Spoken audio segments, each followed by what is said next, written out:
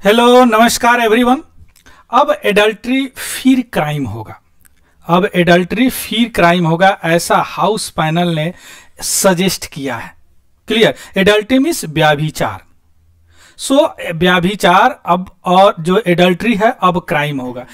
पहले भी क्राइम था लेकिन 2018 में जो सुप्रीम कोर्ट ने इस सेक्शन को, जो रिलेटेड आईपीसी में सेक्शन है जो डिफाइन करते हैं, जो सेक्शन है आईपीसी में 497, इसको हटा दिया था। बोला था कि नहीं इसकी जरूरत नहीं है, जो ये आर्टिकल 14, 15, 21 का कंट्राडिक्ट करता है ना, या डिस्क्रिमिनेटरी है, तो इसलिए इसको हटा दिया गया था। लेकिन फिर एक हाउस पैनल रिपोर्ट ने ऐसा सजेस्ट किया है कि नहीं, एडल्ट्री को फिर क्राइम बनाया जाए। तो in this video we will see, इस वीडियो के माध्यम से हम यह जानेंगे कि एक्चुअली सुप्रीम कोर्ट ने क्यों इसको हटाया था, इस सेक्शन को, कि एडल्ट्री क्राइम नहीं होगा। और दूसरी बात कि अभी हाउस पैनल जो क्यों सजेस्ट किया है कि एडल्ट्री को फिर क्राइम लाया जाए। सो ऑल दीज थिंग्स, ये सारी चीजें हम इस वीडियो के माध्यम से जानेंगे और वही चीज जानेंगे जो आपके एग्जाम के लिए इंपॉर्टेंट है। क्लियर। उससे पहले अगर आप नए हैं तो प्लीज इस वीडियो को आप सब्सक्राइब कीजिए और लाइक कीजिए। क्लियर। सो चलिए न्यूज पे चलते हैं। देखिए न्यूज क्या है। Parliament committee of home affairs, parliament committee of home affairs that suggested कि यह एडल्ट्री शुड बी री इंस्टीट्यूटेड, ये एडल्ट्री को फिर से क्राइम बनाया जाए। किस में क्राइम बनाया जाए? देखिए 3 कोड अभी हमारे पास चल रहे हैं। एक IPC, Indian penal code, code of criminal procedure CrPC जो 1973 अमेंडमेंट के तहत आ गया, और इंडियन एविडेंस एक्ट 1872 या 1986 से ही है, 60 तक से ही है। तीनों को मिलाकर एक बनाने का ऐसा बात चल रहा, भारतीय न्याय संहिता 2023। इसी को रीड करने के लिए, सजेशन देने के लिए पार्लियामेंट कमेटी जो हेड के हैं राज्यसभा के, जो ब्रिजलाल हैं, उन्होंने, या कमेटी ने जो सजेस्ट किया है कि इस एडल्ट्री को, व्याभिचार हिंदी में बोलते हैं, जो एडल्ट्री करते हैं उसको व्याभिचारिणी बोलते हैं। सो जो व्याभिचार है उसको फिर से क्राइम बनाया जाए और इस क्राइम के तहत उनको पनिशमेंट दिया जाता है, उनको जेल होती है या दोनों भी हो सकता है। क्लियर। सो अब यहां पे हम देखते हैं कि एक्चुअली अभी जो लीगल पोजीशन क्या है एडल्ट्री का, व्याभिचार का भी लीगल पोजीशन क्या है।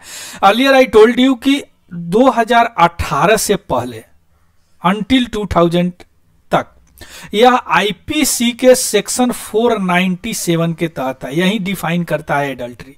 और इसी को यह डिफाइन करता है एडल्ट्री एक ऑफेंस है, क्रिमिनल ऑफेंस, जो कि 5 साल का सजा है या फाइन है या दोनों है। लेकिन इसमें प्रॉब्लम क्या था कि केवल मैन को ही सजा, मेन को ही, केवल आदमी को ही सजा दिया जाता था, मेल को ही सजा दी जाता था, फीमेल को इसमें सजा नहीं मिल सकता था, जबकि दोनों करते हैं एडल्ट्री।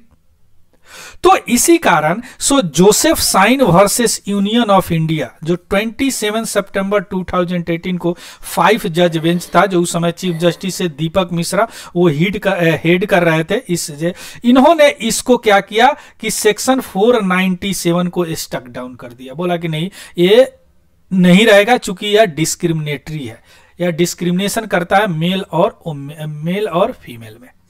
क्लियर। तो अब सवाल उठता है कि थोड़ा सा हम समझेंगे कि एक्चुअली एडल्ट्री होता क्या है और क्यों केवल मेल को ही सजा दी जाती है या फीमेल को क्यों नहीं दिया जाता, फीमेल को क्या ट्रीट किया जाता है और किस ग्राउंड पे सुप्रीम कोर्ट ने इससे रिलेटेड सेक्शन को ही हटा दिया। क्लियर।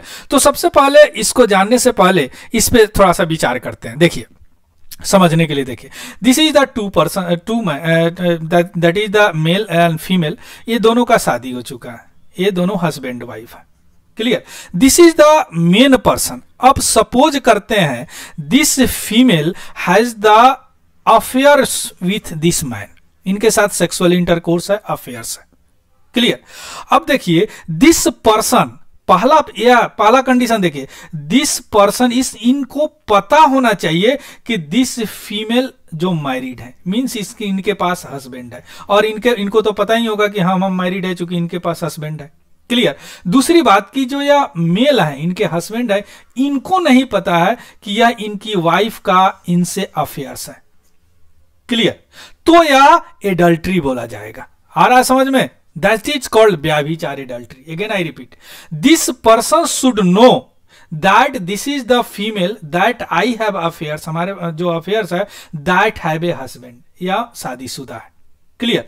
और इनको तो पता ही है। और दूसरी बात, जो अफेयर्स है दैट इज कंसेंटेड, कंसेंटेड होना चाहिए, यानी इस फीमेल को कंसेंट से होना चाहिए, इनकी मंजूरी से होना चाहिए। तो यह किसको, इसको बोला जाता है एडल्ट्री।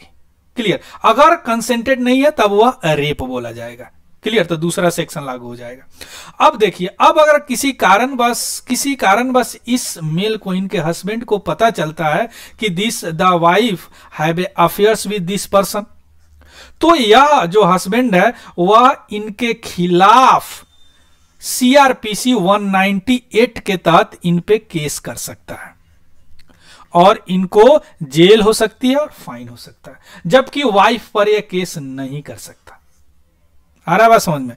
दूसरी तरफ थोड़ा सा रिवर्स कर देते हैं सारी केस को। सपोज कीजिए this womens have same, that is इनके हस्बैंड का किसी से कोई अफेयर्स है, सेक्सुअल इंटरकोर्स है, लेकिन यह फीमेल इन पे केस नहीं कर सकते। दूसरी बात यहां देखिए, अगर यह कंसेंटेड है, मींस इनके मेल जान रहे हैं कि मेरे वाइफ का इनके साथ अफेयर्स है, तो यह एडल्ट्री नहीं माना जाएगा, इसमें केस नहीं होगा। व्हाट यहां पे क्या समझे? What do you mean here? Means female is the property of male. अगर इनको इच्छा है तो केस नहीं हो सकती, ये चाहेंगी तो इन पे केस नहीं कर सकती। क्लियर। और यह जो एडल्ट्री का भी मैंने डिफिनीशन आपको समझाया, यह सारी चीज लिखी हुई थी 497 आईपीसी में। आया समझ में?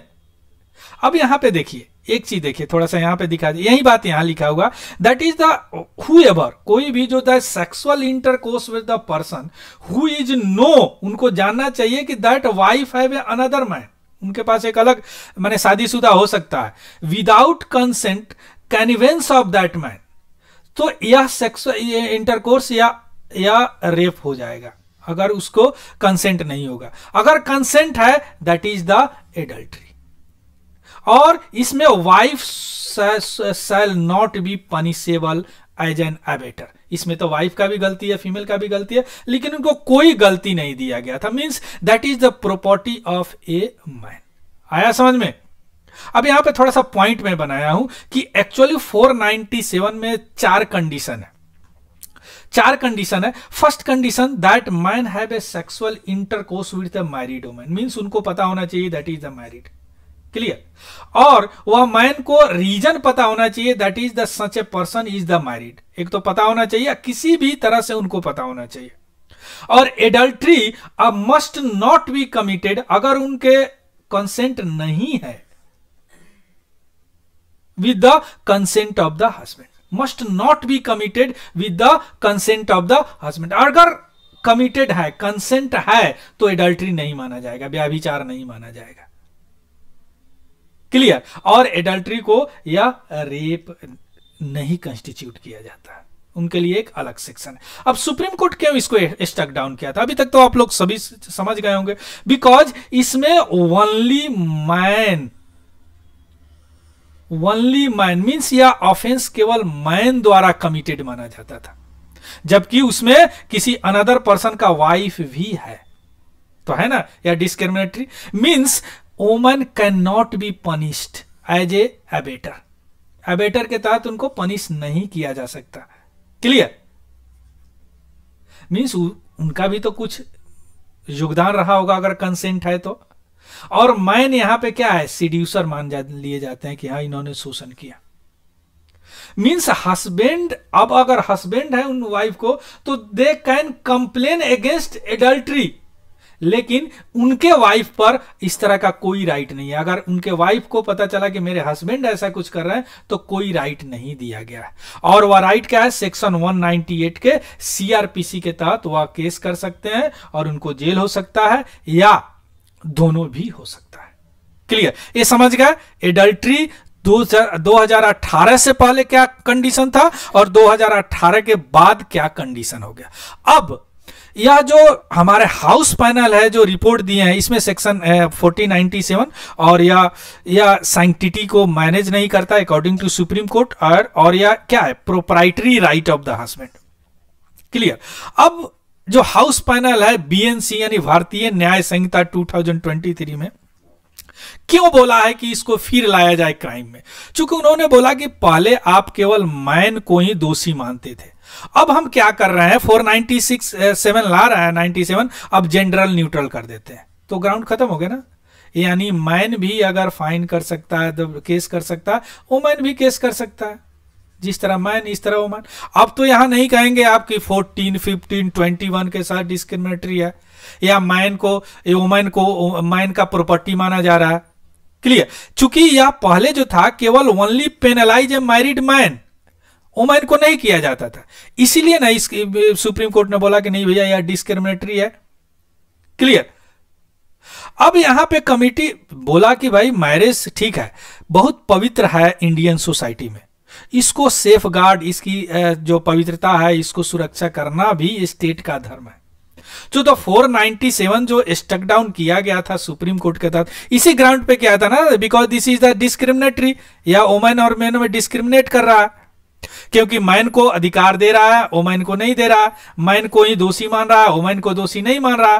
तो अगर जनरल न्यूट्रल कर दे, दोनों को न्यूट्रल कर दे, तब तो यह समस्या खत्म हो जाएगा, या डिफिशियंसी खत्म हो जाएगी, जिसपे सुप्रीम कोर्ट ने इसको हटाया था।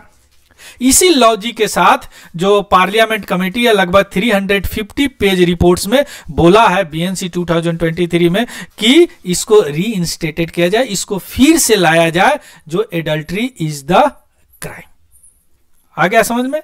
सो all these things related to this what is called adultery. तो आप समझ गए एक्चुअली एडल्ट्री क्या होता है, 2018 से पहले क्या स्थिति था, टू सितंबर 2018 के बाद क्या स्थिति हो गया, सुप्रीम कोर्ट ने क्यों इसको स्टक डाउन किया, और अभी हाउस पैनल ने क्यों ऐसे सजेस्ट किया है कि इसको फिर से लाया जाए।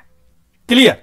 So that is a very very important for your mains examination, that is also social issue we can say here, society में बहुत important है, पूछा जा सकता है कि भारतीय न्याय संहिता में या क्यों सुझाव दिया गया कि एडल्ट्री को फिर से क्राइम बनाया जाए।